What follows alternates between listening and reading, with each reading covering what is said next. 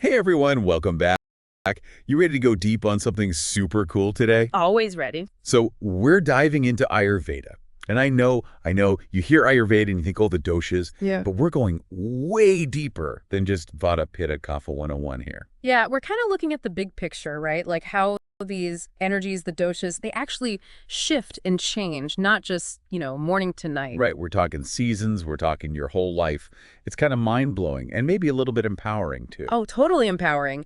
Because, think about it, if you can understand how these energies are working, you can actually work with them instead of, feeling like you're constantly fighting against the tide. Okay, so before we get ahead of ourselves, for anyone who's like, wait, what are doshas again? Can you give us a little, Ayurveda cheat sheet? Absolutely. All right, so super simple. The doshas are like these basic energies that make up everything in the universe, including us.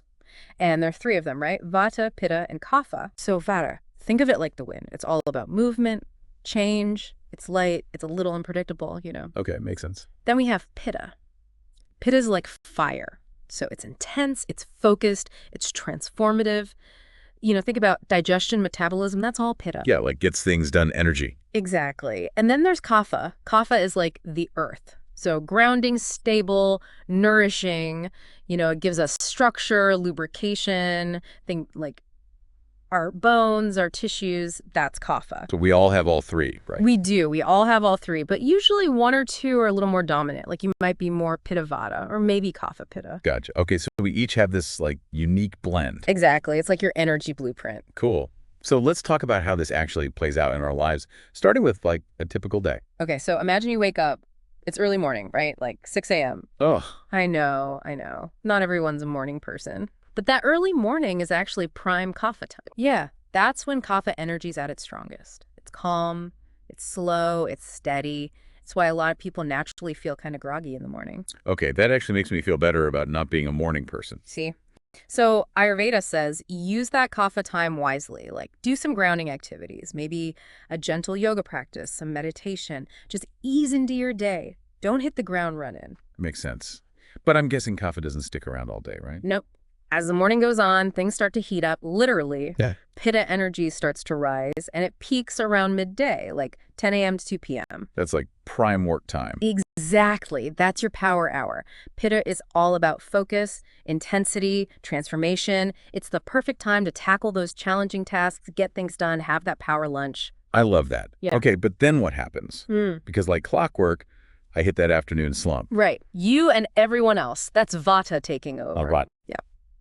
From about 2 p.m. to 6 p.m., Vata's in charge. And remember, Vata is all about movement, change, creativity, so your energy might feel a little more scattered, maybe a little restless. It's a good time for brainstorming, connecting with others, going for a walk, maybe doing something creative. Huh. I never thought about it that way. But it totally makes sense. That's when I usually get my best ideas, when I'm out and about. See, it's all about working with the energy. So we go from Kapha in the morning to Pitta at midday to Vata in the afternoon. What happens as we head into the evening? Well, as the sun sets, Kapha starts to make a comeback. Around 6 p.m. to 10 p.m., that grounding, nourishing energy returns.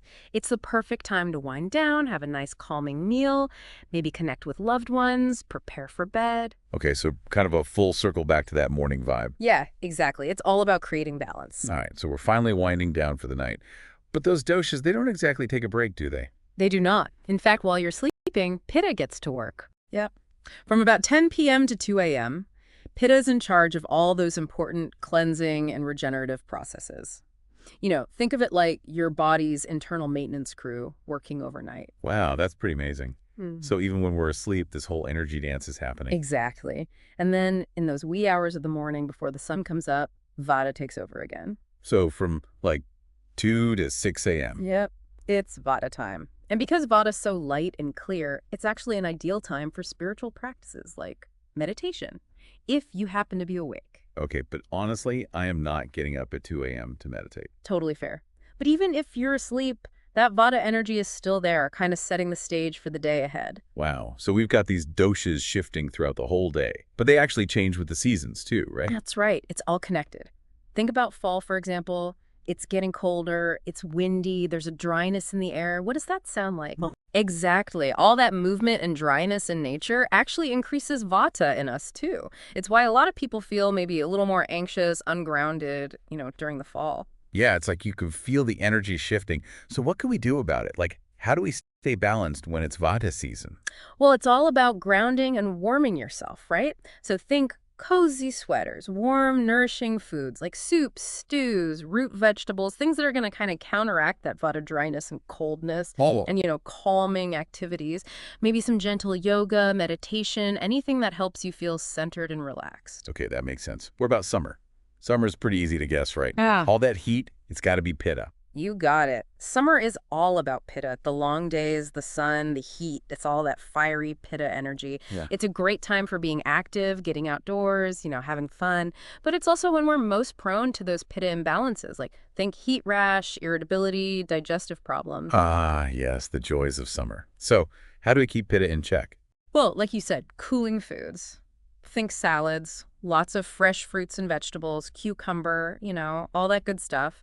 And then calming activities, swimming, spending time in nature, anything that helps you chill out, literally.